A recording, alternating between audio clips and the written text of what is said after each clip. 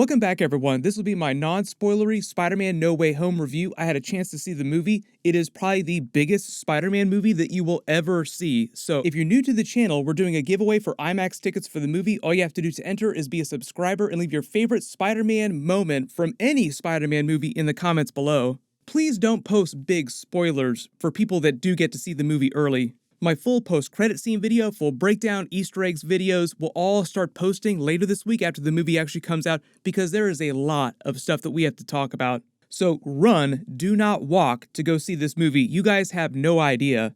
It completely lives up to all the hype. And normally you think movies get overhyped, you get kind of worried about that. People start to get kind of nervous when movies come out like this. It completely delivers on everything. It's not perfect by any means, and a lot of your enjoyment of the nostalgia that they're going for in bringing back all these Tobey Maguire and Andrew Garfield Spider-Man villains and all these Easter eggs from all the Spider-Man movies will just depend on how much you enjoyed those older movies. So, for instance, if you're an older fan who has been to see all the Spider-Man movies in the theater, you might enjoy this movie just a little bit more than like a really young kid who's only known the Tom Holland Spider-Man.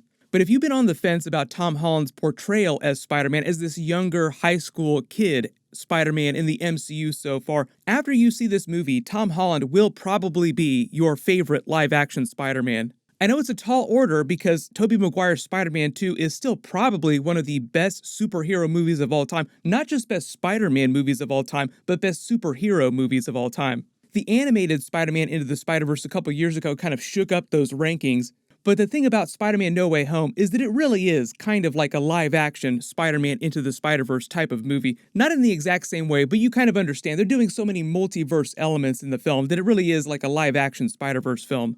And the funny thing about that is that Tom Holland said that Kevin Feige actually initially pitched that idea as a joke. Like when they were coming up with their early ideas for what Spider-Man No Way Home could be, they all said, what about a multiverse movie? And then had a good laugh, like ha ha ha ha. But then Kevin Feige said, but wait, what if we did do it as a multiverse movie? So we should really all thank Kevin Feige for them bringing back all these super deep cuts. But the basic premise of the movie is that Spider-Man has been doxxed by Mysterio, the whole world knows his secret identity, and he thinks it's going to ruin his life. It seems like it's going to ruin his life. So he goes to Doctor Strange to try and get him to take it back, to erase everyone's memories, but then winds up making things even worse, leading to the barriers between realities breaking down, between the multiverse breaking down, and the Tobey Maguire Spider-Man villains and the Andrew Garfield Spider-Man villains like Green Goblin, Dr. Octopus, Electro, Sandman, the Lizard, all coming to the main MCU reality, and him trying to fix everything in a way that he feels comfortable with, that he feels is like the best way to do it. Which puts him at odds with Doctor Strange, who is trying to find the simplest, quickest way to fix everything. Tom Holland himself said it best in a recent interview when they were doing fan screenings of all the trailers a couple weeks ago, that Spider-Man often winds up shitting on himself because he will always put everyone else before himself. Spider-Man's biggest superpower is Peter Parker, and that's because of his humility. That's what sets him apart from the rest, is that he's unable to not do the right thing. And for me, as an actor, bringing that to life has been so fun, because it's sometimes incredibly frustrating. Sometimes I read these scripts or I perform these scenes, and I just want Peter Parker to be selfish, just one time. Because he always puts everybody else first, and therefore he kind of shits on himself. And that is no different during Spider-Man No Way Home. It is a Marvel movie, so yes, it does set up a lot of future things. They do give you teasers and hints, Easter eggs for things that are going to be happening in the next couple of movies like Doctor Strange 2, Multiverse of Madness, the other Marvel Phase 4 movies. There are a lot of minor things that they could turn into much bigger plot points in future Spider-Man films when Tom Holland comes back. But here's the thing, when people call it the biggest Spider-Man movie of all time, the director literally said when they started releasing trailers a little while ago that they're unofficially thinking of the movie as Spider-Man Endgame. So it kind of does for the Tom Holland Spider-Man MCU character the same thing that Avengers Endgame did for the Avengers. It gives them a kind of ending, but also a place to pick up if they want to pick up again. Like, what happened to all the Avengers characters at the end of Avengers Endgame? They all kind of went their separate ways. We knew a couple of them would come back. We knew some of them were probably not going to come back anytime soon, like they really gave Iron Man and Captain America endings if those actors wanted it. But because it's science fiction, it's comic book movies, they could come back in ways if they wanted to.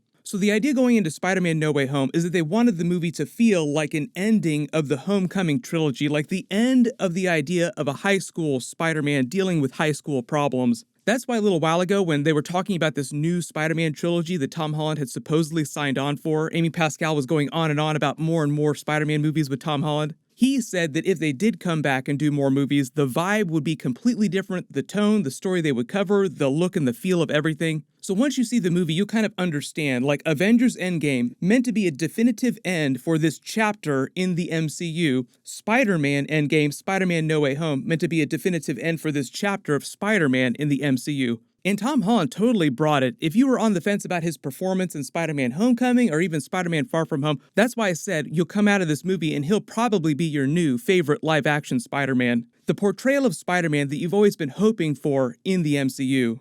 It was no mistake when the Russos called him the new most important character in the MCU, hands down. Like we used to talk about Robert Downey Jr.'s Iron Man character being the new focal point of the MCU, like the most important character, which is why his arc in Avengers Endgame hit so hard. Now that's kind of Spider-Man. Spider-Man is now the new most important character in the MCU because he was there for everything during the Infinity Saga movies. He was a kid watching all the Avengers come together. He was there for Avengers Infinity War, Avengers Endgame, and he'll be there for everything that's happening next. So he is like the ultimate MCU point of view character right now. I have a feeling that his lawyers are going to make sure that he gets paid for those new Spider-Man movies that he comes back for eventually. We're talking Robert Downey Jr. money. And while they were sort of using this as a giant bookend to the Homecoming trilogy, it also kind of feels like a sequel to the Sony Spider-Man movies. Like, there is so much nostalgia, so many Easter eggs, so many things that they brought back from the Tobey Maguire and Andrew Garfield Spider-Man movies that at times, Spider-Man No Way Home feels kind of like Spider-Man 6 instead of like a sequel to the Tom Holland MCU Spider-Man movies. Like, you have the 3 Tobey Maguire Spider-Man movies, 1, 2, and 3, then you have the 2 Andrew Garfield Amazing Spider-Man movies, then you have this movie. Like, you could watch those first 5, then this, and it would feel like a complete arc. So that's like the new speed run version of Spider-Man. Like, if you're watching all the Spider-Man movies, but you want to do it in the quickest possible way, just watch Spider-Man 1, 2, you could probably skip Tobey Maguire Spider-Man 3, watch Andrew Garfield's Amazing Spider-Man 1 and 2, and then Tom Holland's Spider-Man No Way Home. I myself was a big fan of all the nostalgia, all the Easter eggs, because I saw all those old Spider-Man movies, Tobey Maguire, Andrew Garfield movies in the theater, so it was fun to see them bring all these really cool things back. And it wasn't just the Sinister Six villain characters themselves. There were a lot of music Easter eggs, a lot of visual Easter eggs, auditory Easter eggs. The same way that the animated Spider-Man Into the Spider-Verse movie played 4-dimensional chess with the way they incorporated Easter eggs. Like, you could watch that movie 10 times and still find new Easter eggs baked into everything. The music was amazing. There was a leak, I think a week ago, so some of you may have heard some of the music tracks. Michael Giacchino went hard. He did not have to go this hard. It was amazing.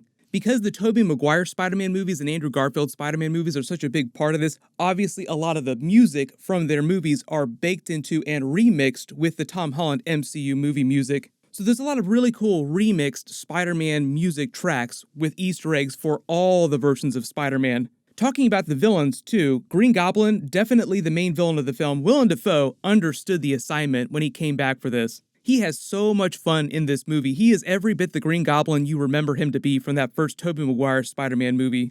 The other Sinister Six villains weren't quite as big of characters as Green Goblin was, but they all do get really good arcs. Alfred Molina's Dr. Octopus is every bit as good as he was during Spider-Man 2. Jamie Foxx's Electro probably got the biggest upgrade just because I feel like they kind of did him a disservice during The Amazing Spider-Man 2, so he actually feels legit during this movie. Sandman and Lizard were kind of lesser characters, but they still did get some good story during the film. But that's why you didn't see Thomas Hayden Church and Rhys Ifans doing a lot of press with the other 3 Sinister Six villains. And even though it is 5 villains, they are really going for Sinister Six vibes. There's so many other things that we could talk about, but I don't want to get into it till we're all talking about spoilers after the movie comes out later this week.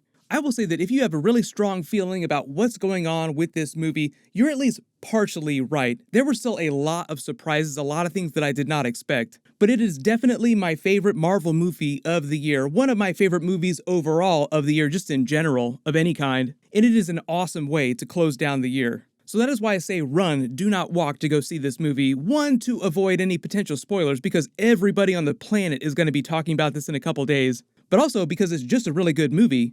Yes, there are multiple post-credit scenes. Do stay through the entire credits. You don't have a movie this big that you've been hyping up for so long without having a couple really, really huge post-credit scenes. Don't worry, I will do full videos for everything that's going on during those after the movie comes out on Thursday and Friday. What'll happen is I might do a full review video, like my spoiler review, on Thursday night, and then start doing my post-credit scene videos on Friday and my full breakdown videos over the weekend. But it'll take at least a week or two to get through all the big Spider-Man things that we need to talk about. But don't worry, I will be doing a ton of Spider-Man videos between now and the end of the year, just to cover everything. Once you do have a chance to see the movie, just post all your reactions in the comments below. My full Hawkeye Episode 5 video will post next, and then like I said, all my Spider-Man No Way Home full videos will start posting after that. Everyone click here for all my Spider-Man No Way Home videos and Easter eggs, and click here for my Hawkeye Episode 5 Yelena Belova trailer video. Thank you so much for watching, everyone stay safe, and I'll see you guys in the next one.